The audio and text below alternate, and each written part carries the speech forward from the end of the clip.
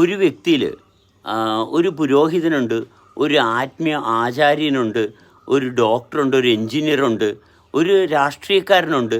എന്തൊക്കെ വേണോ അതെല്ലാം ഒരു വ്യക്തിയിലുണ്ട്. സ്ത്രീയുണ്ട്, പുരുഷനുണ്ട്, കുട്ടിയുണ്ട്, മുതിർന്നവനുണ്ട്.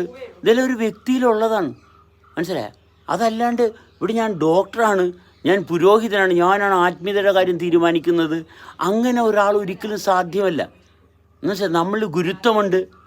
നമ്മൾ ആ ഒരു ഓരോ സ്റ്റേജിലും ഒരു ഭാര്യ എന്നുള്ള ഭാഗമല്ല, ഭർത്താവിൻ്റെ സ്റ്റേജ്, കുട്ടിയുടെ സ്റ്റേജ്, സഹോദരൻ്റെ സ്റ്റേജ്, മാതാപിതാക്കളുടെ സ്റ്റേജ്, ഇതെല്ലാം ഒരു വ്യക്തിയുടെ വ്യത്യസ്തമായിട്ടുള്ള അനുഭവ തലത്തിലൂടെ കടന്നു പോകുന്നതാണ്.